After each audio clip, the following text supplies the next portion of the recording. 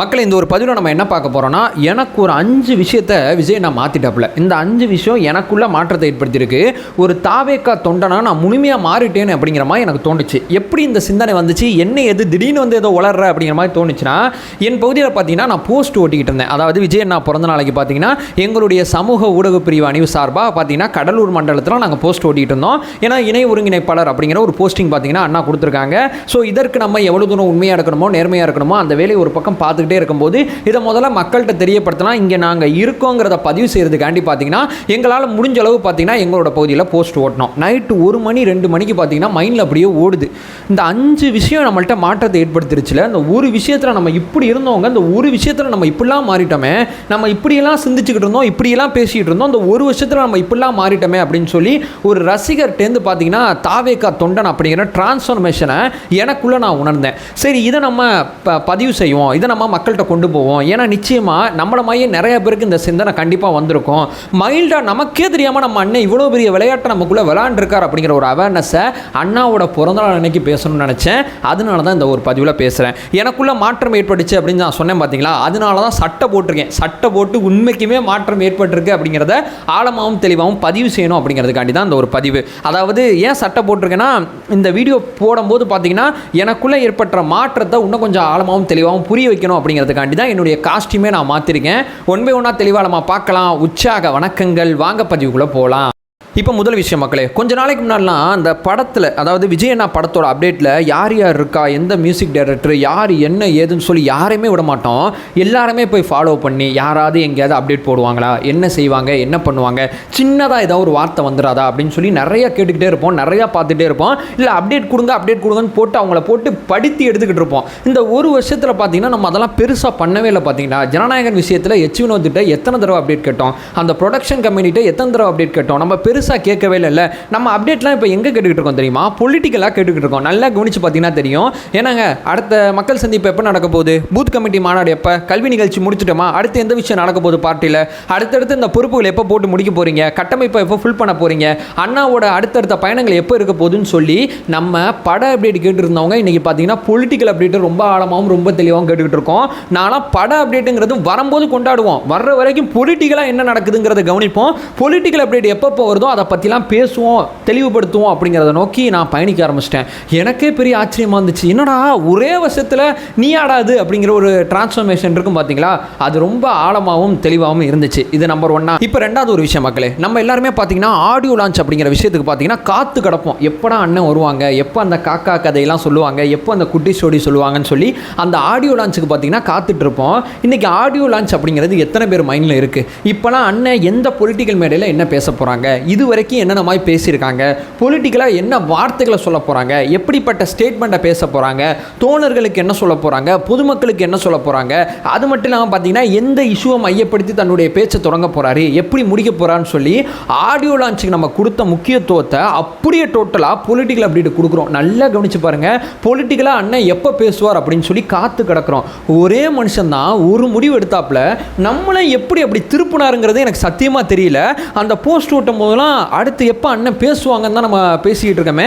ஜனநாயகனோட audio லான்ச்சை நம்ம இப்போ think பண்ணமா, யோசிச்சமா அப்படிங்கிறதான் என் மைண்டில் ஒன்றுச்சு. நிச்சயமாக அதுவும் இல்லை அப்படிங்கிறதான் என்னுடைய 2வது பாயிண்ட் ஆஃப் வியூ இருக்குது. 3வது பார்த்தீங்கன்னா இந்த சின்னதாக இந்த மாதிரி நியூஸ் வரும் பார்த்தீங்கன்னா, ஜனநாயகனில் இது நடந்துச்சு, அது நடந்துச்சு, அப்படி போணுச்சு, இப்படி போயிடுச்சுன்னு சொல்லி சின்னதாக நியூஸ் வரும் பார்த்தீங்களா, சினிமா நியூஸை நம்ம நிறையா கவனித்து பார்த்துட்டு இருப்போம். எப்பப்போலாம் சினிமா நியூஸ் வருது, எப்பப்போலாம் நம்ம அண்ணனோட செய்திகள் வருது, எப்பப்போலாம் படத்தோட இயக்குனர், படத்தோட ப்ரொடியூசர், படத்தோட லைட்மேன் சம்மந்தப்பட்ட செய்தி வந்தால் கூட அது நமக்கு கொண்டாட்டமாக இருந்துச்சு. இன்றைக்கி நம்ம எல்லாருமே அப்படியே பார்த்தீங்கன்னா பொலிட்டிக்கலாக வரக்கூடிய நியூஸ் அத்தனையுமே கவனிக்க ஆரம்பிச்சிட்டோம். பொலிட்டிக்கலாக அண்ணன் இதற்கு அறிக்கை விட்டார்ப்பா, அண்ணன் இந்த செய்தியை கிரியேட் பண்ணிட்டாரா, அண்ணன் இந்த ஸ்டேட்மெண்ட்டுக்கு மறுத்து பதில் பேசிட்டாரா, அண்ணன் இந்த இஷ்யூ ஏன் தொடாமல் இருக்காருன்னு சொல்லி பொலிட்டிக்கலாக பார்த்தீங்கன்னா நியூஸ் பக்கம் நம்ம போயிட்டோம். மூவி நியூஸை நம்மள்ட்ட ரொம்ப கம்மி பண்ணிட்டோம். நல்லா கவனித்து பார்த்தீங்கன்னா தெரியும். என்னப்பா கீழடி விஷயத்துக்கு அறிக்கை கொஞ்சம் லேட்டாக வந்த மாதிரி இருக்குது, இல்லை கரெக்டான சுச்சுவேஷனில் வந்திருக்கு, கரெக்டான பாயிண்ட் ஆஃப் வியூ வந்திருக்கு. இங்கே பார்த்தீங்கன்னா ஆதவர்ஜுனா பார்த்தீங்கன்னா விவசாயி சம்மந்தப்பட்ட விஷயத்துக்கு பார்த்தீங்கன்னா அண்ணன் ரொம்ப அற்புதமாக ஒரு அறிக்கை விட்டுருக்காருன்னு சொல்லி பொலிட்டிக்கலாக வரக்கூடிய நியூஸுக்கு நம்ம நிறைய முக்கியத்துவம் கொடுக்க ஆரம்பிச்சிட்டோம் அப்படிங்கிறது என்னுடைய 3வது மிக முக்கியமான விஷயமா இருக்குது. அடுத்து பார்த்தீங்கன்னா ரொம்ப முக்கியமாக விஜய் அண்ணாவோட கதாபாத்திரங்கள் நம்மளை விட்டுட்டு போகுது அப்படிங்கிற வருத்தம் எனக்கு இருந்துச்சு. ஏன்னா அந்த போஸ்டரில் பார்த்தீங்கன்னா இது வரைக்கும் நம்ம ஒட்டும் போதெல்லாம் சினிமா சார்ந்த ஏதோ ஒரு புகைப்படம் இருக்கும், ஏதோ ஒரு சினிமா அல்லது படத்தோட அடுத்த அப்டேட் சம்மந்தப்பட்ட புகைப்படம் தான் மேஜராக வச்சு இந்த மாதிரி நம்ம வந்து போஸ்ட் ஓட்டுவோம். இந்த போஸ்ட்டில் பார்த்தீங்கன்னா விஜய் அண்ணாவை மையமாக வச்சு அவருடைய பார்ட்டியோட முகத்தை மையமாக வச்சு நம்ம பார்த்தீங்கன்னா போஸ்ட் ஓட்டணும். அதை கவனித்து பார்க்கும்போது ஸோ இனிமேல் சில கேரக்டர்லாம் நம்ம மிஸ் பண்ணுவோம்ல. கில்லியோட வேலுங்கிற கதாபாத்திரம், லியோவில் இருக்கக்கூடிய லியோதாஸ் அப்படிங்கிற கதாபாத்திரம், அதை தாண்டி பார்த்தீங்கன்னா இது மான்ஸ்டர் படத்தில் இருக்கக்கூடிய மை பர்சனல்னு சொல்லலாம், ரொம்ப அழகான ஒரு கதாபாத்திரமாக இருக்கக்கூடிய ஜேடி அப்படிங்கிற கதாபாத்திரமாக இருக்கட்டும், இந்த மாதிரி கதாபாத்திரங்கள்லாம் நம்ம மிஸ் பண்ணுவோமே அப்படிங்கிற ஒரு விஷயமானது நமக்கு வந்துச்சு. அதே நேரத்தில் என்னுடைய மனசுக்கு அந்த சமயத்தில் என்ன ஆறுதல் தெரிவிச்சிச்சுன்னா, அண்ணா அந்த மாதிரி பல கேரக்டரில் கிட்டத்தட்ட இவ்வளோ படங்கள்லாம் நம்மள்ட்ட நடிச்சிட்டாங்க. இனி அண்ணா அப்படிங்கிற ஒருத்தர் இருக்கார் பார்த்தீங்களா, விஜய் அண்ணா, அவரை பற்றி இன்னும் ஆழமாகவும் தெளிவாகவும் அவருடைய ஓன் கேரக்டர் இனிமேல் நிறையா பார்க்கலாம். பொலிட்டிக்கலாக அண்ணா வரும்போது பார்த்தீங்கன்னா அவர் இனிமேல் பார்த்தீங்கன்னா சினிமாவில் நடித்த மாதிரி வந்து பல்வேறு விதமான கேரக்டர் மூலியமாக நம்மளை அணுக வேண்டிய அவசியம் கிடையாது. அவரை பற்றி இனிமேல் நம்ம இன்னும் கொஞ்சம் ஆழமாக தெரிஞ்சுக்கலாம். அவருடைய கேரக்டர் இனிமேல் அதிகமாக வெளிப்படும்.